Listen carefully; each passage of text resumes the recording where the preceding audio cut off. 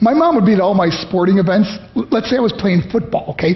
My mother would be on the sidelines, and if the play on the field started going one way, my mother would run along like, Mark, get him, get him! I'd be like, oh my gosh.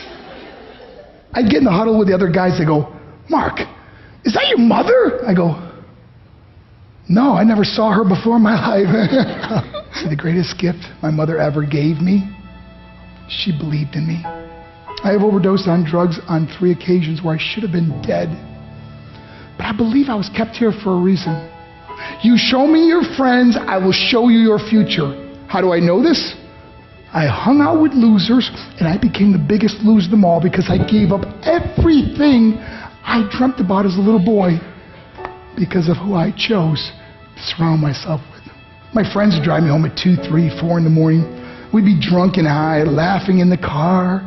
We'd pull up in front of my house in New York. They go, Mark, the light's on. I go, oh man, my mother's up. See, my mom wouldn't go to bed until she knew her son was still alive. I'd walk in, she'd say, hi Mark, how was your night? I go, it was good, Mom, I'm just gonna go to bed. She goes, can I talk to you for a minute? I go, Mom, I'm tired, I'm just gonna go to bed. She goes, Mark, I haven't seen you all day and all night. Can I please talk to you? I said, man, just leave me alone. You bug me. I'd slam my bedroom door on the one person who believed in me. I was on a worldwide tour and we were wrestling overseas in Japan. After my wrestling match, I went upstairs in my hotel room and I fell asleep. There was a knock at my door at 3 o'clock in the morning. I got out of bed and I looked through the safety window and I could see it was a Japanese promoter. So I opened the door and he said, Mark, you need to call home. There's been an emergency. I went and got on the hotel room phone. I called back to the United States and said, hey, what's going on? I said, Mark, I don't know how to tell you this. I said, just tell me what happened. I suddenly started crying. They go, Mark, I can't tell you. I said, just say it. They said, Mark,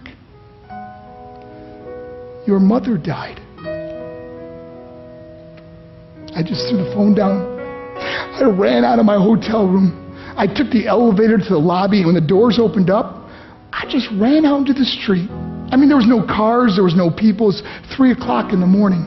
And I walked down the middle of a street in Hiroshima, Japan, and I remember looking up and just saying, Mom, I am so sorry. I flew home for her funeral, and I was so nervous to walk up to her casket, so I just stood way in the back. And I kept looking from a distance. I kept thinking to myself, Mom, please wake up. Please get up. And then I finally got the nerve to walk up to her. And as I got closer, I could see my mom for the first time. I mean, she was so beautiful. She was dressed in white. I mean, she looked like an angel. And I just stood over her and I said, Mom, you are my hero. Everything I am, everything I hope to be was because of you. You loved me so much, you gave me a life.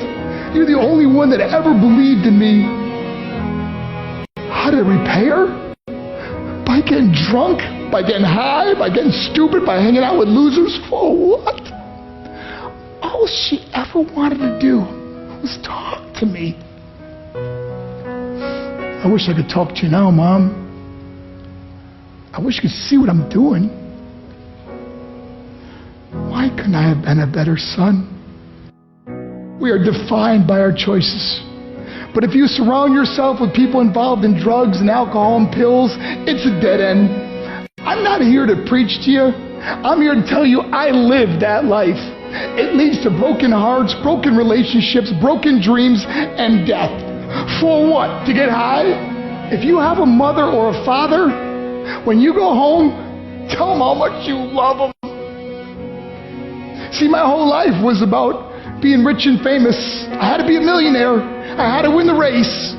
I had to win the race at the expense of my marriage, my family, my friends. For what? To be all alone in the world? I learned what is truly important, and that is how precious this gift of life is, and our families, and how quickly it can be taken away. See, I no longer live in time. I live in moments. See, it's not what's in your pocket that matters. It's what's in your heart that truly matters. Love Love is just a word until somebody comes along and gives it meaning. You're the meaning.